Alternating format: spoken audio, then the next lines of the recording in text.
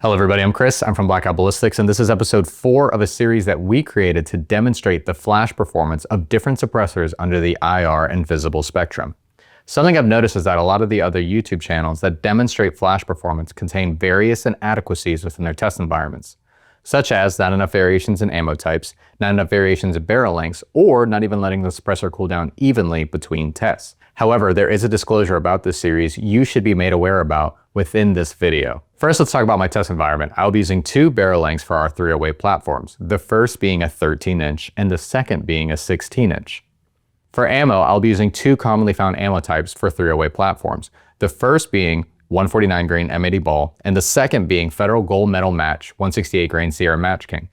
It's important to note that Federal utilizes IMR 4064 propellant in its powder, which is known for its accuracy and its clean burning properties. While there is no dedicated flash suppressant found in that ammo, a byproduct of that powder is that flash mitigation can be directly affected by it. However, the M80 ball does contain flash suppressant. The reason we chose these 2 ammo types is because they are the most found in circulation for range day usage and match grade usage. For our Huxwrx 762 Ti, we'll be using a Huxwrx muzzle brake on both of our uppers. Included in our demonstration series, we ensure the suppressor cools down for 10 minutes before moving it to a different platform or a different ammo type. This is crucial for replicating first round pop. It's also important to disclose the weather conditions from the night this was filmed. Listed on screen are the weather statistics pulled from that night.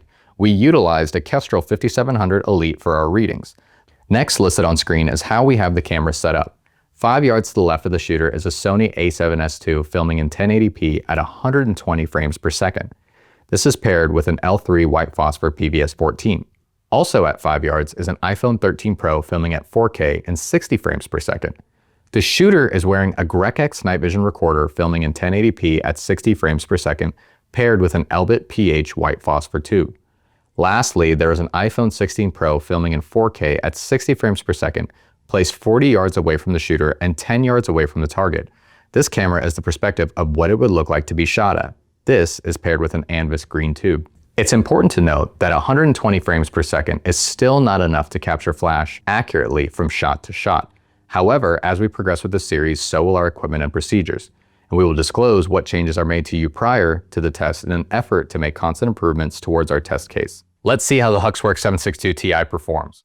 All right guys, first we're going to be starting off the 308 series with the 13-inch SCAR. We're going to be starting with the Huxwrx 762 Ti. We're going to be moving from M80 ball over to Federal Gold Medal Match. After the suppressor cools down for 10 minutes, we'll swap it over.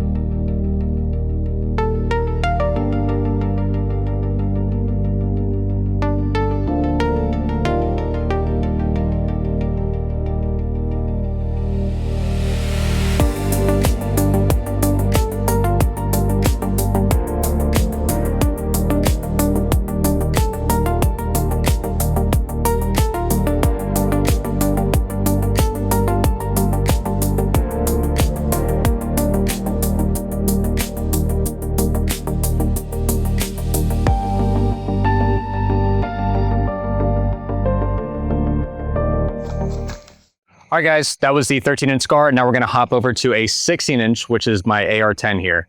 Again, we're going to let the suppressor cool down for 10 minutes, and we're going to be going from M80 ball over to the Federal Gold Medal match, just like we did on the Scar 17.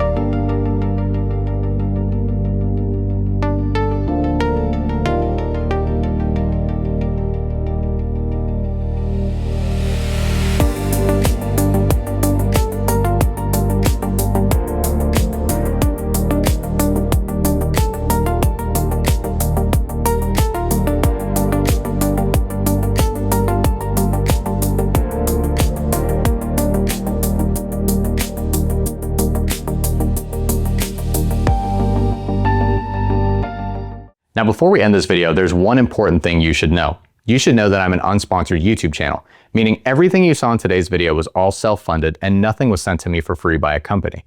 So if you like this style of content, or if you like night vision in general, especially what we're doing with this series, please comment, like, subscribe. It helps the channel a ton. Again, guys, I'm Chris from Blackout Ballistics, and thank you guys so much for watching.